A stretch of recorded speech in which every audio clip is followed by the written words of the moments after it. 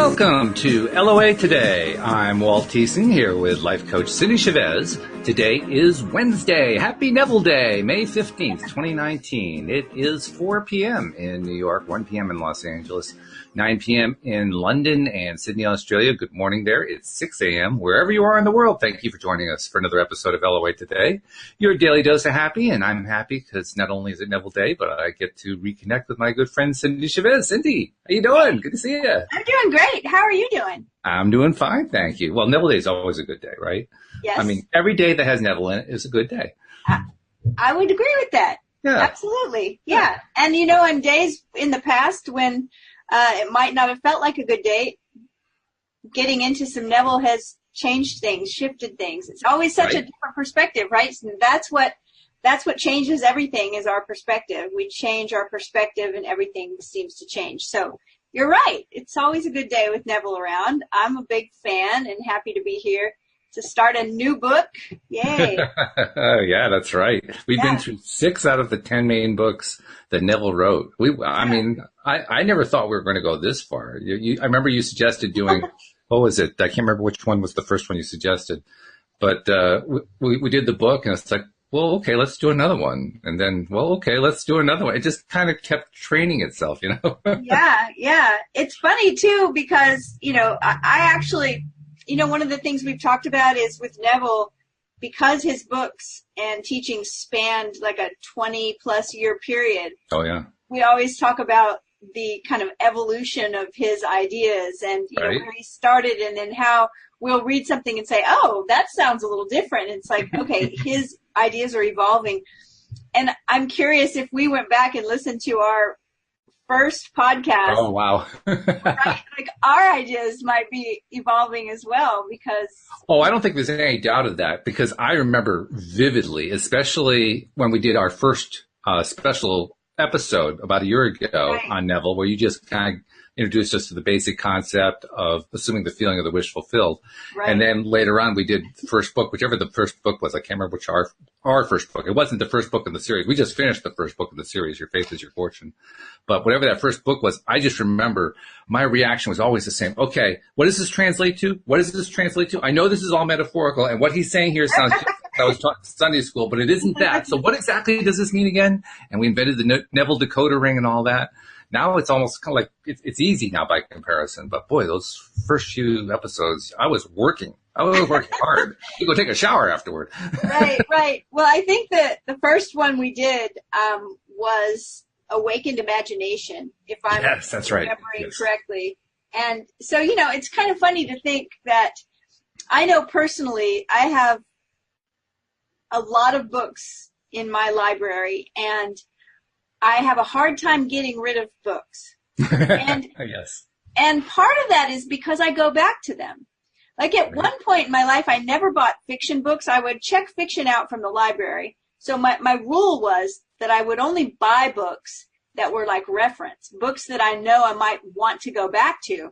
And of course, you don't know that before you've read it, but a lot of my books I'll revisit. And sometimes I read a book that I read 5 years ago, and it's like a brand new book to me. The book has not changed, right? Right. Well, actually, with what we're learning about how the universe works, I'm not so sure about that anymore. You know, I mean, that's a good point. how could I prove that it's not the same? I can't prove that. I have no way to prove that. I don't know how to do that. That's true. That's funny.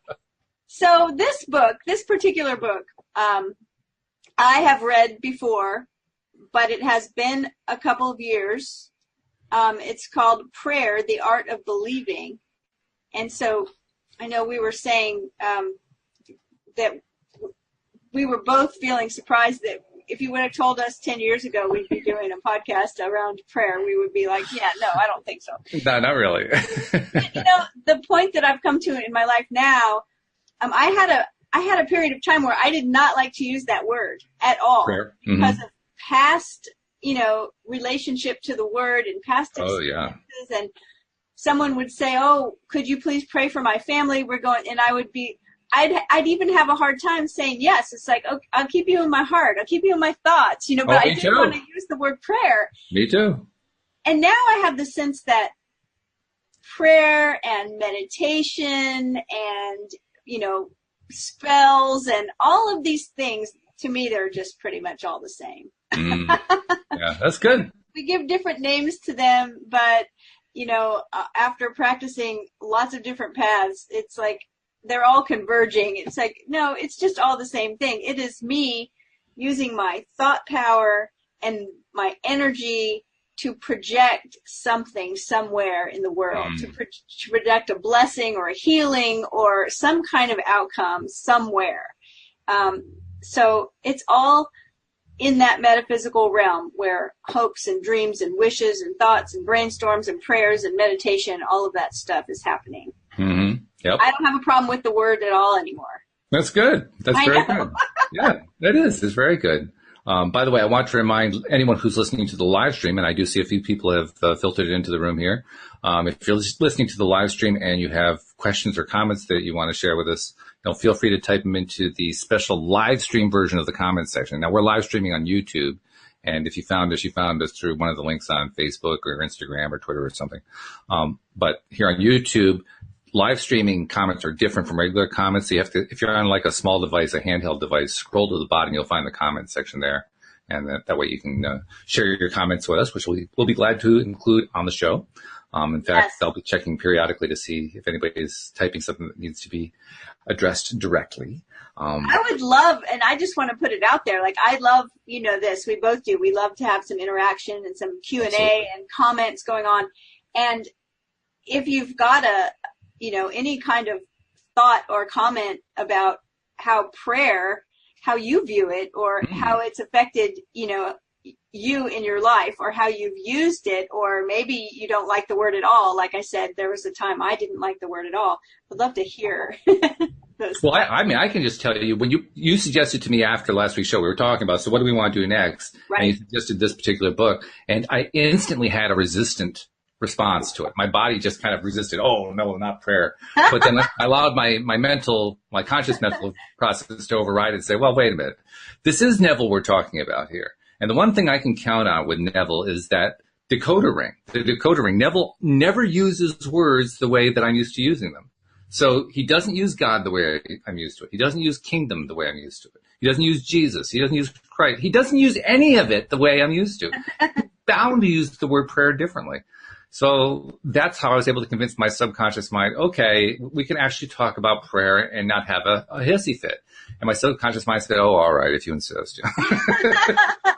Well, it's funny too, if you are familiar at all with Hermetic principles, when you're going through Neville, like every once in a while, one of them will just pop out and be like, that's a Hermetic principle, right? Which most of the time isn't going to mesh really well with a Christian idea. On the surface, anyway. On the surface, yeah. Right. But they're all there. In this particular, I think we're going to get through maybe 2 chapters at least today. This is a short book.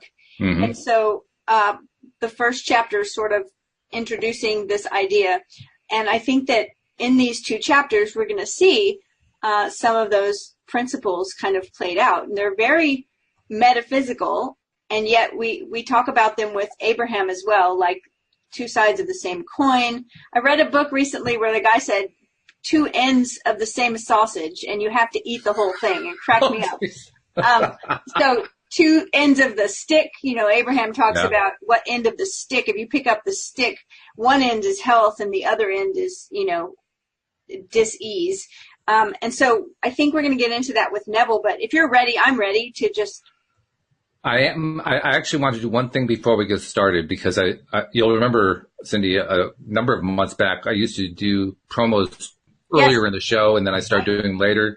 And I've been looking at the numbers of when people are listening and what they're liking and so forth. And I've decided, okay, let's do them a little bit earlier again. So I'm going to do promos now and get them out of the way. They're actually very important. And it really comes down to this. Are you a subscriber to the podcast? It's just that simple. And if you are a subscriber, thank you. We love you and we appreciate you. There are a lot of you. We know about that. If you're not yet a subscriber, and you'll see in a moment when we get into Neville just how deep we get into these kinds of things. but all the topics that we address, and there's a wide range of them. It's not just Neville, it's Abraham, and it's, practical application in life and SRT and all kinds of crazy stuff. I mean, we're just exploring the world of source energy in so many different ways. So if you are interested in all that kind of thing, be a subscriber, because that's how you get notification every time one of our episodes has been published, and you got it right on your smartphone, or even if you're using a desktop or a Mac or a PC or something, you can play our episodes anywhere. So become a subscriber and get all those things coming right to you. And it's really easy to do. Just go to the homepage of our website, loatoday.net, and right there at the top, it will detect what kind of device you're using and give you instructions for your particular device. So you can just click right through and click, and just like that, you are a subscriber. And then, of course, once you're a subscriber, make sure you're sharing, that you're liking the episodes, because that's how more and more people find out about us on social media. So subscribe and share is the message of the day. That's so funny. I was thinking about, my husband watches this guy on YouTube, and I've seen him, and I can't think of his name. I wish I could remember it, but he teaches science, cool science. And I think he told this story. I kind of heard it in passing and turned around and thought it was so funny, but I think it was his little child, somebody's little child, that they were tucking in for bed, and the little, like a 3-year-old or something, he said, okay, good night. And he said, good night. And he said, like and subscribe. And his dad said, what did you just say? And he said, isn't that what you say when you're saying goodbye? Because he watched his dad do this podcast so many times and say at the end, goodbye, like and subscribe. Didn't know what it meant, but now every time I hear it, I think about it. By the way, that reminds me, I also had forgotten to mention that since we're live streaming on YouTube, we're also looking for subscribers that way. So subscribe on YouTube. And if Alex were here, she'd be explaining this better than I. But just a reminder, too, when you subscribe on YouTube, next to the subscribe button, if you're using a smartphone, there's a little bell character. If you tap that bell character, you'll be notified every time one of our YouTube videos pops up onto your YouTube's application on the app itself. So, make sure that you subscribe that way, too, if you prefer to watch the videos, because we love having you watch us. All right. Excellent. Well, let's dive in. Are we ready? Let's do it. Let's go. Right. So we are today starting the book, Prayer, the Art of Believing by Neville Goddard. And the chapter 1 is the law of reversibility. So Walt, I think we're going to get some of your, we're going to need you to weigh in with some of your physics knowledge when we get done with this chapter. Okay. Okay. So he starts with a quote from Tennyson that says, pray for my soul. More things are wrought by prayer than this world dreams of. Prayer is an art and requires practice. The first requirement is a controlled imagination. Parade and vain repetitions are foreign to prayer. Its exercise requires tranquility and peace of mind. Use not vain repetitions, for prayer is done in secret, and thy Father which seeth in secret shall reward thee openly. So Neville is beginning to quote some of the verses from the Christian Bible. We talk about this a lot. Neville does this a lot. Oh, yes. He always has a very esoteric way of looking at those verses. He says, the ceremonies that are customarily used in prayer are mere superstitions and have been invented to give prayer an air of solemnity. Those who do practice the art of prayer are often ignorant of the laws that control it. They attribute the results obtained to the ceremonies and mistake the letter for the spirit. The essence of prayer is faith. But faith must be permeated with understanding to be given that active quality which it does not possess when standing alone. Therefore, get wisdom, and with all thy getting, get understanding. This book is an attempt to reduce the unknown to the known by pointing out conditions on which prayer are answered and without which they cannot be answered. It defines the conditions governing prayer in laws that are simply a generalization of our observations. The universal law of reversibility is the foundation on which its claims are based. All right, so he's going to start talking now about the law of reversibility, which he says he's based the claims of prayer being answered on this law in this book. So he says, mechanical motion caused by speech was known for a long time before anyone dreamed of the possibility of an inverse transformation, that is, the reproduction of speech by mechanical motion, the phonograph. For a long time, electricity was produced by friction, without ever a thought that friction, in turn, could be produced by electricity. Whether or not man succeeds in reversing the transformation of a force, he knows, nevertheless, that all transformations of force are reversible. If heat can produce mechanical motion, so mechanical motion can produce heat. If electricity produces magnetism, magnetism too can develop electric currents. If the voice can cause undulatory currents, so can such currents reproduce the voice, and so on. Cause and effect, energy and matter, action and reaction are the same and interconvertible. This law is of the highest importance because it enables you to foresee the inverse transformation once the direct transformation is verified. If you knew how you would feel were you to realize your objective, then inversely you would know what state you could realize were you to awaken in yourself such feeling. The injunction to pray believing that you already possess what you pray for is based upon a knowledge of the law of inverse transformation. If your realized prayer produces in you a definite feeling or state of consciousness, then inversely that particular feeling or state of consciousness must produce your realized prayer. Because all transformations of force are reversible, you should always assume the feeling of your fulfilled wish. You should awaken within you the feeling that you are and have that which heretofore you desired to be and possess. This is easily done by contemplating the joy that would be yours were your objective an accomplished fact, so that you live and move and have your being in the feeling that your wish is realized. The feeling of the wish fulfilled, if assumed and sustained, must objectify the state that would have created it. This law explains why faith is the substance of things hoped for, the evidence of things not seen, and why he calleth things that are not seen as though they were, and things that were not seen become seen. Assume the feeling of your wish fulfilled and continue feeling that it is fulfilled until that which you feel objectifies itself. If a physical fact can produce a psychological state can produce a physical fact. If the effect A can be produced by the cause B, then inversely the effect B can be produced by the cause A. Therefore I say unto you, what things soever you desire, when you pray, believe that you have received them, and you shall have them.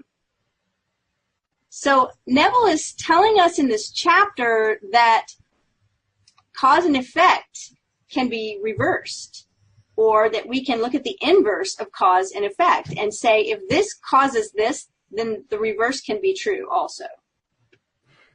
So if the thing that I want to come to pass will create a certain feeling in me, then if I can tap into that feeling, the thing will be created. And scientists all over the world are writhing in pain as he writes all this stuff, because they're saying, no, that's not the way the universe works. So what were your thoughts when he was talking about when he was giving specific examples of that inverse transformation of, if heat can create friction, then friction can create heat, and if, et cetera. Etc. Yeah, the whole list. Yeah, there was quite a list there, no doubt. And actually, I was kind of teasing. Scientists would actually be responsive to a lot of those ideas. They would be resistant to the idea that it applies everywhere. But I mean, clearly, anybody who's ever played with an electromagnet knows that you can generate a magnetism using electricity, and you can use electricity to generate magnetism. I mean, yeah, they are almost reversible in a sense. I'm not sure I'd call it reversibility, but I don't know, maybe a scientist would. I'm not sure. But the point is, yeah, they go together. And I think that's really what the key is. Concepts go together. Concepts that we often consider to be opposites go together. And they really aren't opposites. They're actually complementary. They complement each other. Right. Because it's polarity, right? There's everything contains its opposite. Well, that's what he's suggesting here. I'm trying to walk the tightrope between what would science say about it and what would the mystics say about it. And it's truly a tightrope because there's going to be certain areas where they're just not going to agree. But I'm trying to find those areas where there is commonality, where there is sympathy, if you will. And I think this is where you mentioned the two-ended stick. Health at the one end, you said disease. Actually, I would describe it as lack of health at the other end of the stick, because it's Right. a lack in its stick is what it really is. And when I understand it that way, if I were to use that rule of thumb as an explanation to a scientist as well as to a mystic, I think the scientist could say, oh yeah, sure, well, I can work with that. And as I understand that, well, then clearly, north and south aren't really opposites. There are two drawn opposites of a drawn compass, but they aren't really opposites. They complement each other. They work with each other. You know, they're part of the same system, so to speak. Whereas magnetism and lack of magnetism, those would be opposites. One would, you have magnetism where you don't have magnetism. And yet, because everything contains its opposite, it's just one stick. And that's an interesting point. The point actually I was thinking about in a slightly different context while I was doing my outside walk today. But I asked myself a very simple question. The question is the opposite of anything nothing? Most people would say yes to that. I would say no. I would say the opposite of anything is lack of thing. And the reason I say that is there are two ways you can lack a thing. One is the thing just simply doesn't exist. And the other is you don't have it. It's over there. Those are two ways to, but you don't, right. It's still there, right? Yeah. What you were describing is the idea of the thing that exists but isn't here. Mm-hmm. You weren't describing a lack of existence. You were describing the thing exists in another form, in another place, in another way, another state, something like that. Right. And that's something a scientist could really very readily identify with, because you find that a lot in science. You find that in a lot of different places. So that's where I think there's an overlap. There's a big overlap going on here. Well, and I think the overlap is getting bigger. Yeah. Right? I mean, we've seen that just in the last 25 years, that science is now validating a lot of things that were considered mystical at one time. And science is influencing mysticism. It's working both directions. That's what's so cool about it. That's perfect, because that's what we're talking about. Yes. If science can influence the mystics, then mysticism can influence the scientists. That's right. Yeah. Yep. All right. Are we ready to tackle chapter 2, or was there anything else in this? I feel like this chapter was sort of an introduction.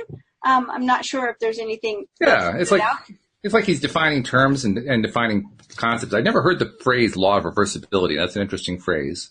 But I can tell just from the books we've read before, when he's doing something like that, he's doing it with a very definite setup in mind. So I'm eager to find out what happens in chapter 2 with this law of reversibility. Right. And what I think is interesting is that chapter 2 is titled The Dual Nature of Consciousness. And so being someone who likes to study non-dualism, we'll see where he goes with this, since he says a clear concept of the dual nature of man's consciousness must be the basis of all true prayer. So he says consciousness includes a subconscious as well as a conscious part. The infinitely greater part of consciousness lies below the sphere of objective consciousness. I want to say I have heard this described before in classes that I've taken, like that dealt with hypnotism or neuro-linguistic programming, talking about what's conscious and what's not conscious. And the description that I've always that impacted me was the idea of that the conscious part of us is like if you look at an iceberg. You know how we have the expression that says something is the tip of the iceberg? Well, that's because icebergs are huge and all we generally see is just this little part that's poking out, right? That if we could look at our consciousness, that the conscious part of our consciousness is that tip of the iceberg. So like, for instance, when we make decisions, very often they are made with that part of our consciousness. And it's a very small part. So our subconscious is often calling shots, right? Well, without us really knowing it. And I want to raise a question that I've raised many times before, but I just want to touch on it briefly here to just kind of create a frame around what we're talking about, because there are many terms that we use here in deliberate creator, conscious creator circles, but also that get used in psychology and other fields as well. And they get used a wide variety of ways. One of them is ego. I've had a lot of discussions lately about ego. Subconscious is another one of those. And Neville has a very specific idea of what subconscious is, although he usually describes it metaphorically, so it's kind of hard sometimes to nail it down. But subconscious is one of those things that just kind of, depending on who you talk to, you're talking about different things. So I just wanted to ask you, what do you think Neville is saying when he says subconscious, or when he refers to the subconscious mind as separate from the conscious mind? Well, he's talked to us before about this and been very definite that our consciousness is just one thing. And that it sounds like we're saying there are two things when we say our conscious and our subconscious. And he said it's one thing, but in order to explain the different functions, it's easier to just look at it like it's two separate things. Mm-hmm. He talks about our conscious mind, for instance, in his method of conscious creation, he would talk about our conscious mind recognizing that we desire a certain thing, mm-hmm. but that the seeds of manifestation are, or that the manifestation itself is actually created by the subconscious. The subconscious is the part that does all of the creating, according to Neville. Mm-hmm. When we usually talk about subconscious, we're talking about something that's below the surface of our conscious mind. We're not recognizing it. It's something that we don't pay attention to. It's under the surface. And I think that he also uses that. Mm-hmm. Now, it's interesting that you bring up ego, because ego is the part of us that feels separate. Ego is part of me that says, I'm me and you are you, and we are not, we are different, and I am over here and I'm special. And, but you are. And what we know is that that's the dual part. That's the dualism, is that we're all separate. Mm-hmm. And when you talk to people that study non-dualism, they will say, well, but that's like saying, oh, looking at the ocean and the surfers and saying, look at the wave, look at this wave. Oh, here's a big one. And look at that wave. Oh, that wave fizzled out. And look at this wave. It's gigantic, right? And it's all just the ocean, mm-hmm. right? And I've heard the idea that trees are it's actually not trees. We look out and we say, oh, there's 1,000 trees in this grove, but they're all connected under the ground. It's like one giant tree. So the connectivity that we have, and I think it can be seen here too with our subconscious and our conscious mind. They're one. They may operate differently. We can make that distinction, but that's my understanding anyway. I think that's good. That's a good description. From now, I may tell you something different. I don't know. Well, speaking of telling you something different, I wanted to run an idea by you and see what you think. Because I've been giving a little thought to this idea. First of all, earlier in the week I was thinking about what is ego, and I've been thinking about that for quite some time. I don't still have a definition that satisfies me. But subconscious, I'm kind of zeroing in on one. If I think of, and Neville says this very clearly, the subconscious mind is part of the conscious mind, but like you said, we differentiate them just to make it easier to describe things in a language sort of way. To me, the conscious mind in its totality, including both the aware conscious and the non-aware subconscious, are part of the totality of our minds. Yes. And that mind is us connected to source, because we are part of source energy. So like you described, the wave, it's part of the ocean. So we're the wave connected to the ocean of source energy. And that consciousness is the awareness of all of our connectivity to source energy. So when I understand it that way, then I think to myself, well, as I am a conscious person, I am always focused on something. Sometimes I'm defocused to a degree, but still I have an awareness toward some piece of this reality that I'm paying attention to. The conscious part of us, yes. The conscious part of us, right. And so that focus becomes the definition of our consciousness. And anything that's outside of that focus becomes our subconscious, because it's all part of our awareness, but the conscious part is the part that we're actually studying. It's the part that we're zeroing in on in some way and trying to understand and play with and enjoying and all the things that we do. And when I look at it that way, then I asked myself, well, one of the things we use in, like, psychologists will use the idea, and Tony Robbins and other teachers have used the idea of tapes. Like, we have these tapes that play, and these tapes and we have all these old tapes that just keep coming up and coming up and coming up. Well, what's that? That's really nothing more than the awareness going on in the background that's always been going on. And we never actually changed our sense of awareness about this part of the subconscious mind over here. So it just kept going with what we put there. Right. It just kept going and going and going.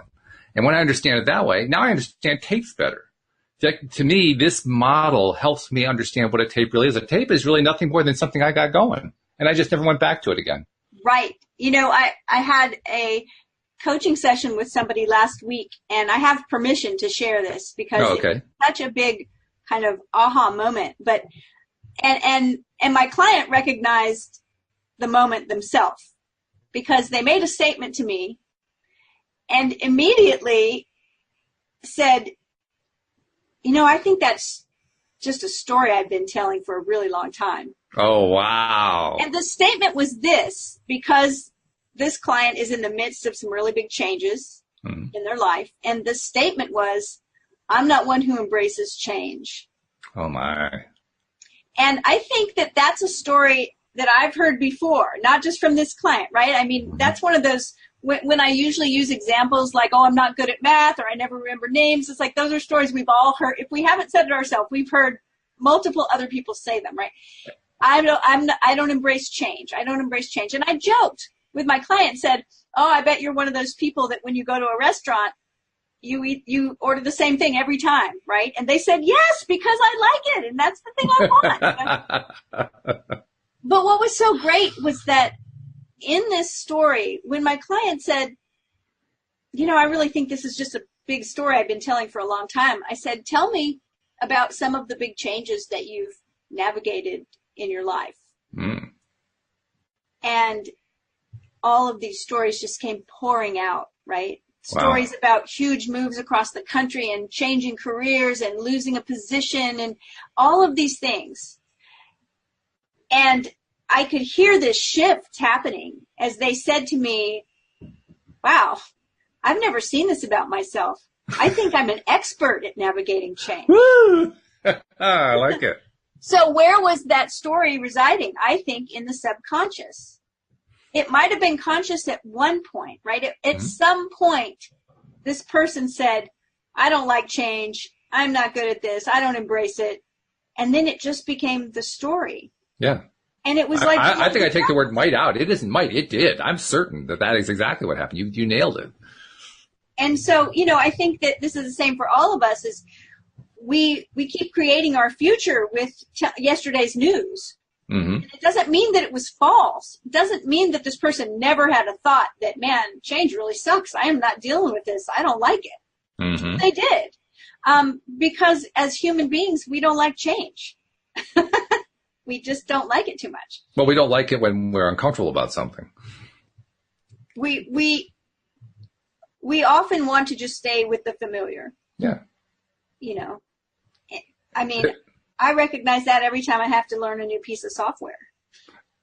This actually ties into a topic that I remember having a conversation with Joel Elston about, and I'm sure you will readily agree with this because you probably deal with it with most of the clients that you deal with on a regular basis, and that is when we choose that comfort zone, it really is never very comfortable. No, it's actually quite uncomfortable in many ways. Right, but because we have built up this little scenario in our minds that if we move out of it, it's going to be even worse. We say, well, this is actually pretty good. Right. And so we say to ourselves, I like this uncomfortable place I'm in. And it's usually not worse. It's just that it's That's safe. Right. Because it's safe because the reptilian brain of ours recognizes that we are still alive. So it's like, this thing didn't kill me yesterday. It won't kill me today. I'm just going to stay right here, right? All right. Don't tell that to the frog who's boiling to death, right? Talk about that boiling frog has been a topic of conversation in my house for 2 years. All right. So Neville says consciousness includes a subconscious as well as a conscious part, and the infinitely greater part of consciousness lies below the sphere of objective consciousness. So that's the iceberg under the surface. The subconscious is the most important part of consciousness. It's the cause of voluntary action. The subconscious is what a man is. The conscious is what a man knows. I and my Father are one, but my Father is greater than I. Now we have Neville. We can break out the decoder ring and add another notch to it, and that is that now he is saying that the Father is the subconscious, and the I there is the conscious, because he says, my Father's greater than I. He says the subconscious is greater. So that's a nice dose of Nevilism there. That's it. Yep. The conscious and subconscious are one, but the subconscious is greater than the conscious. I of myself can do nothing. The Father within me, he doeth the work. I, objective consciousness of myself, can do nothing. The Father, the subconscious, he does the work. The subconscious is that in which everything is known, in which everything is possible, to which everything goes, from which everything comes, which belongs to all, to which all have access. So again, we've talked about Neville believing or teaching that the subconscious is what actually does the creating. Mm-hmm. That's what he's talking about here, right? Everything is possible, everything goes, everything comes from there. Okay, so he says, what we are conscious of is constructed out of what we are not conscious of. Mm-hmm. Yeah, that's powerful, right? So the things that we're aware of, this is the thing we say all the time. When someone says, well, I don't know what my thoughts are doing, we say, look around. Exactly. I don't know what's in my subconscious. I don't know what's under the surface. Really, look around. Yeah. Because what you're conscious of has been constructed out of what you're not conscious of. Exactly. Not only do our subconscious assumptions influence our behavior, but they also fashion the pattern of our objective existence. They alone have the power to say, let us make man, objective manifestations, in our image, after our likeness. So now he's equating, again, the power of the subconscious to be the power of God. He's making this parallel that as the Bible verse says that God said, let's make man in our image and after our likeness. He's saying that whatever's in the subconscious is saying, okay, let's create this. And he's also drawing a very direct correlation between man and objective manifestations. Yes. He's saying man is an objective manifestation. Right. This is really, really powerful ideas. He says the whole of creation is asleep within the deep of man and is awakened to objective existence by his subconscious assumptions. Within that blankness we call sleep, there is a consciousness in unsleeping vigilance. And while the body sleeps, this unsleeping being releases from the treasure house of eternity the subconscious assumptions of man.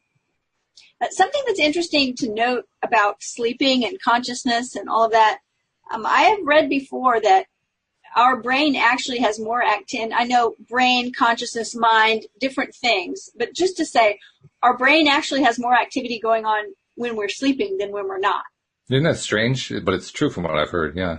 Yeah, I always had this idea when I was, a kid, that's like, well, when you go to sleep, everything just turns off. Yeah, right? It's not true, yeah.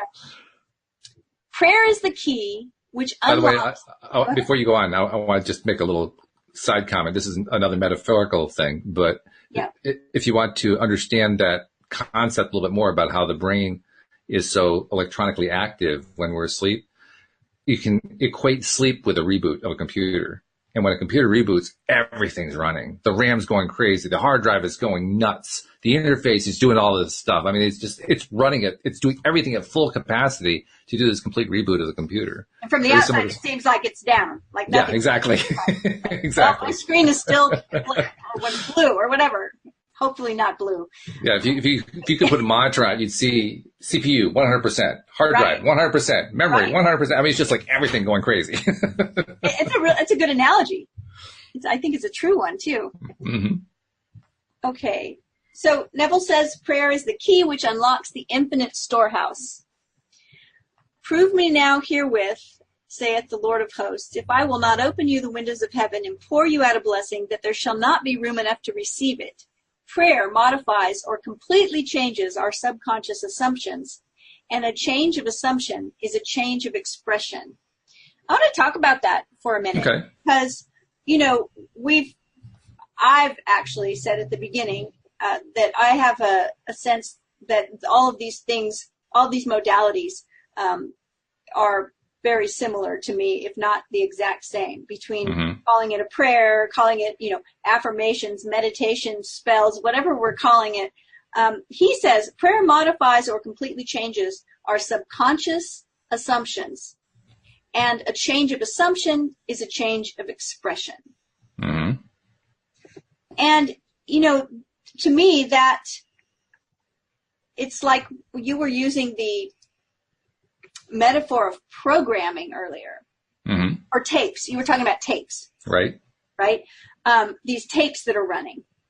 And so my question is that what we're doing when we're praying then? We're just erasing the tapes or reprogramming the programs? You know, he's saying it changes, right, the assumption of the subconscious. And so it sounds to me, it reminds me anyway, of the outcome we usually want. I'm not saying we get it, but from using affirmations. Like if I'm going to go through the day, remember a year or so ago when I decided I was going to do 1,000 affirmations a day? I feel yes. And I was doing 1,000 affirmations for 10 days in a row. I feel rich. I feel rich. I feel rich. I feel rich. Even when I didn't feel rich. And boy, when I started out, it just was like ridiculous. I feel rich. I feel rich. I feel rich. But a day or so into it, it started feeling really good. And money started coming in too. So is that what I was doing? I was changing the assumption, because I know he uses the word assumption a little differently. We're talking about assuming a feeling or maybe a presumption, but the assumption before the affirmation was different, right? It was, yeah, I'm not that rich and I don't feel too rich. I'd like to be richer. I used to joke about, I can say I'm rich and my subconscious or my inner voice will say, no, Bill Gates is rich. You're not rich. Okay.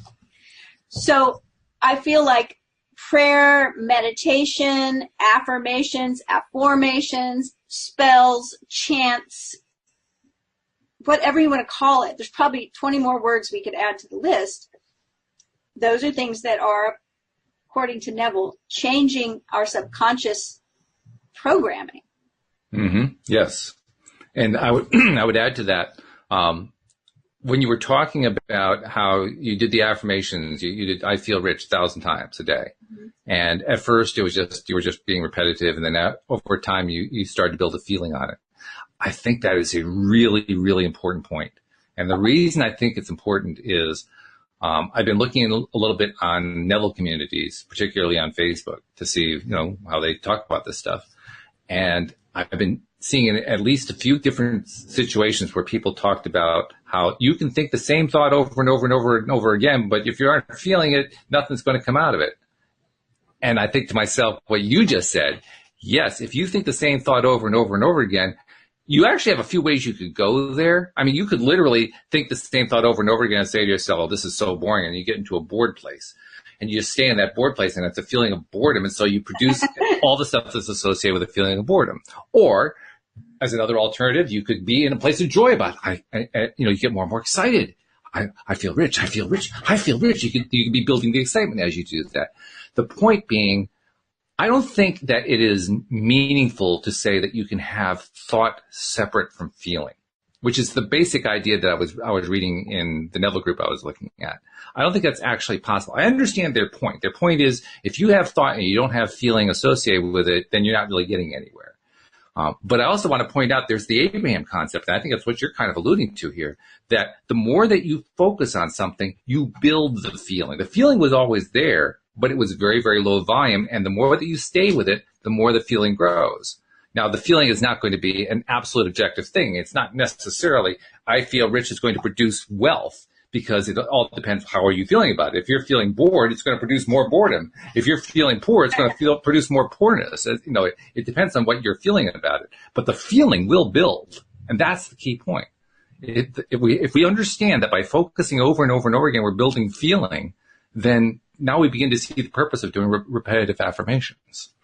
Well, and when you think about it from a different standpoint, like what about people that have been verbally abused. Yes. Right? Over a period of time where they might not have really believed or bought into it at the beginning, someone Right. telling them that they were worthless or that they were, no good at whatever it was they were trying to be good at.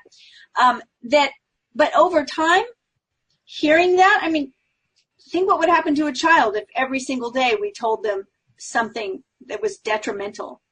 Eventually, they'd start to believe it. And Exactly. they would start to make it true. Right? They would start to create a reality that made it true because that's what they thought. And so it works the other way as well. Right. And I'm not a big fan always of affirmations, especially when they don't feel true. Yes. Right? It's like, because then you just feel like you're lying to yourself or like you're just being disingenuous. Like this isn't true at all. So, there are some ways to change. Well, you're also setting yourself up. You're setting yourself up to get results that you don't want. Right. Just because, I mean, you picked the phrase, I feel rich because it felt good to you. That's the way you explained it then. And that was absolutely the right way to go. Right. Because it felt so good to you. If that phrase had felt not so good to you, it would have led to a feeling that you didn't like a whole lot. Right. And so sometimes, if somebody says, well, I don't feel, this isn't true, so I don't like saying it, I like to add, I'm in the process of, or I love, right? I love feeling rich. Or I'm in the process of learning whatever, or, so there are ways to change affirmations to where they feel truer.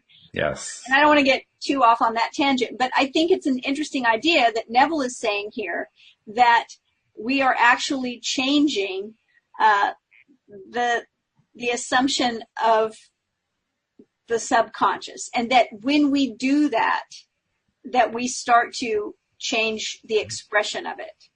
Right. That's why we were talking about, I agree it was a bit of a tangent, but that's why we were talking about feeling associated with the affirmations. Right. Because that is how you reprogram the subconscious mind. That is how you change the tapes, through that kind of repetitive behavior, that erasing and erasing and rewriting and rewriting and rewriting. That's how you do it. And so part of it is being willing to stick with it until you see exactly. Yes. the change of expression. Neville says the conscious mind reasons inductively from observation, experience, and education. Okay. It therefore finds it difficult to believe what the five senses and inductive reason deny. The subconscious reasons deductively and is never concerned with the truth or falsity of the premise, but proceeds on the assumption of the correctness of the premise and objectifies results which are consistent with the premise. So here again, our subconscious is not making a judgment. If there's that story, I think it was Mike Dooley, who tells a story about when he was a kid. I think he says an uncle came to stay with him or something, and that the uncle was constantly saying, oh, I'm so tired. I'm exhausted. I'm so tired. I'm so tired. Yes, I remember this, right. He was like 11, I think Mike Dooley said he was 11 years old at the time, and he started like imitating his uncle. Like he started saying, oh, I feel tired. And he said inside a short period of time, his friends would want him to come out and play, and he was like, oh no, I'm exhausted. And even as a child, he recognized, wait a minute, and so he stopped and it switched. It's like we can talk ourselves into anything. We really can talk ourselves into anything. And I think that's what Neville's talking about here, right? When he says that the subconscious, it's not concerned with the truth. Like it doesn't judge. The subconscious says, oh, we're tired? Okay. Yes. Let's be tired then. Yes, exactly. And I want to add something to this too. And I suspect this is where he's going in this chapter. The previous chapter was about what he called the law of reversibility. Yes. Well, the law of reversibility, as he was describing it, was, yes, A can lead to B, or also B can lead to A, depending on which direction you're coming from. But what he's also describing here is a way of reversing things we don't want to have in our lives. Yes. we were talking about affirmations, and the famous Dr. Emil Coué, who is famous for one affirmation, every day in every way, I'm getting better and better. Yes. And you think about that. When you are sick and you're not feeling like there's any improvement, he had so many patients healed because of that affirmation. Mm-hmm. When you're saying it over and over, at some point your subconscious says, oh, okay, we're getting better. Mm-hmm. If your subconscious is what's creating everything, then that's what we're going for here. We're going for that shift. So Neville says that this distinction must be clearly seen by all who would master the art of praying. Okay, the distinction between how the subconscious reasons and how the conscious reasons. No true grasp of the science of prayer can be really obtained until the laws governing the dual nature of consciousness are understood and the importance of the subconscious realized. Prayer, the art of believing what is denied by the senses. And I will say this is my favorite definition of prayer. Oh, okay. The art of believing what is denied by the senses deals almost entirely with the subconscious. Think about it. If you're meditating because you want to change something, if you're praying, if you're working a spell, if you're chanting, if you're using affirmations, chances are you are going to have to deny whatever you're seeing with your eyes and hearing with your ears, right? True. If I'm trying to use my subconscious to create something different, I'm going to have to be willing to not look at what my senses are telling me. Yes. And so that's what he is saying. Prayer, the art of believing what's denied by the senses, deals almost entirely with the subconscious. Through prayer, the subconscious is suggested into acceptance of the wish fulfilled, and reasoning deductively, logically unfolds to its legitimate end. Far greater is he that is in you than he that is in the world. The subjective mind is the diffused consciousness that animates the world. It is the spirit that gives life. In all substance is a single soul, subjective mind. Through all creation runs this one unbroken subjective mind. Thought and feeling, fused into beliefs, impress modifications upon it. Charge it with a mission, which mission it faithfully executes. The conscious mind originates premises. The subjective mind unfolds them to their logical ends. Were the subjective mind not so limited in its initiative power of reasoning, objective man could not be held responsible for his actions in the world. Man transmits ideas to the subconscious through his feelings.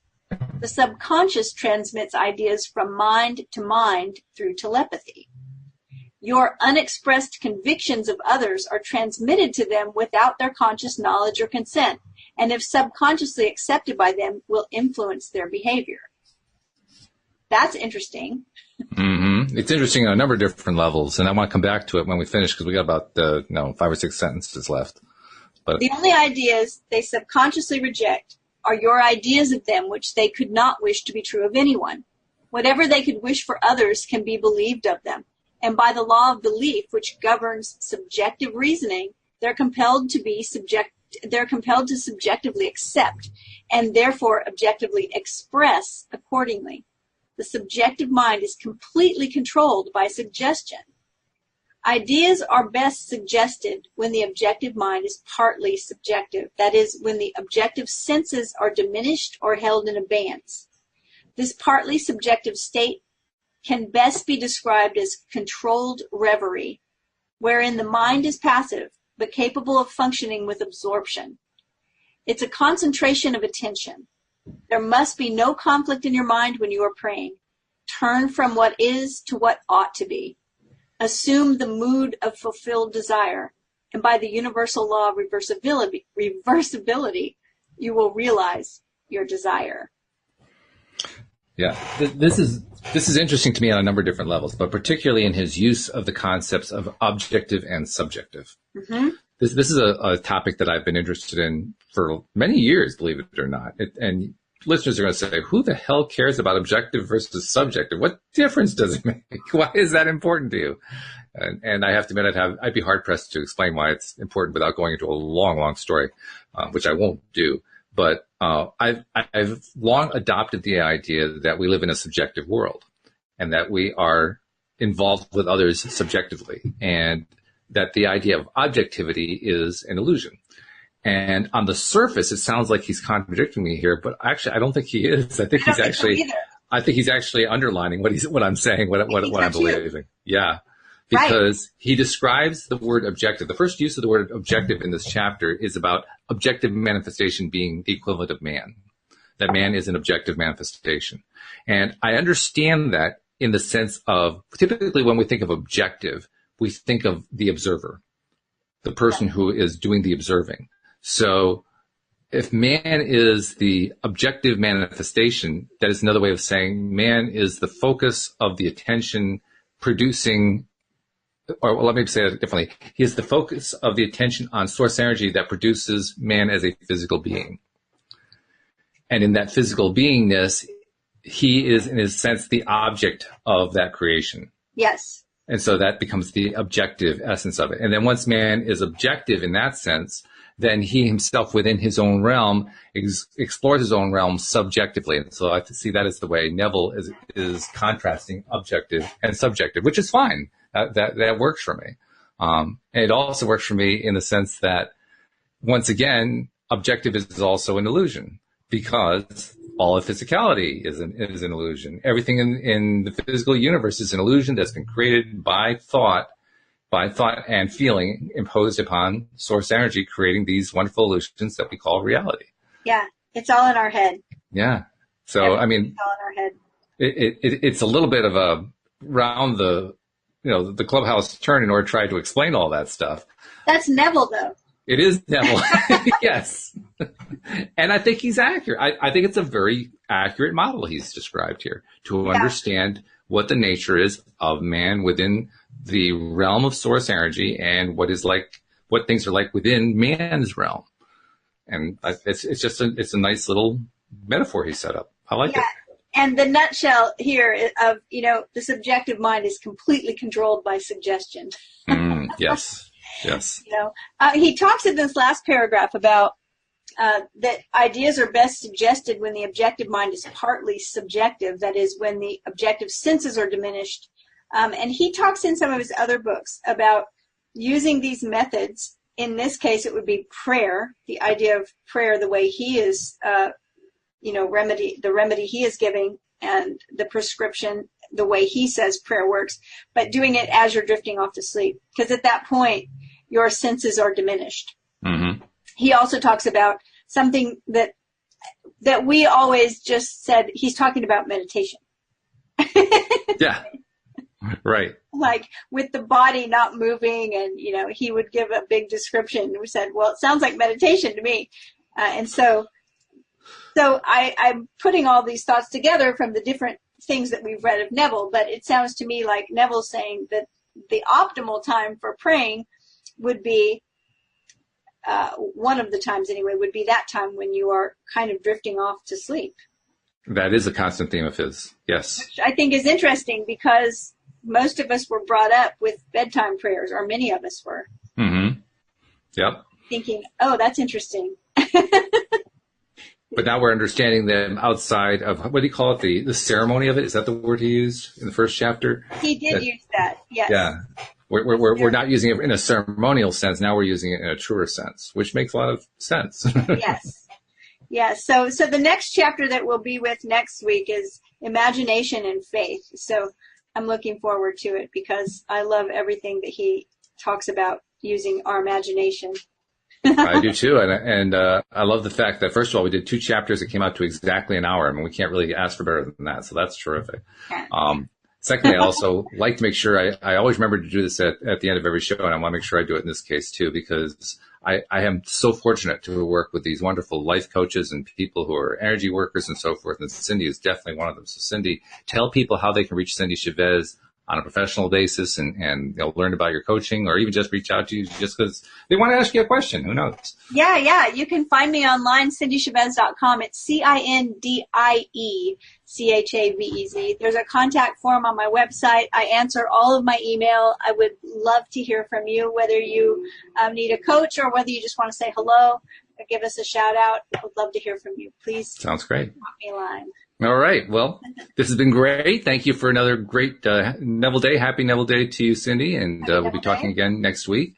Thank you to our live stream listeners. And thanks, as always, to our podcast listeners who make up the vast majority of our audience. Without you, we wouldn't have a podcast. And we're so grateful to you.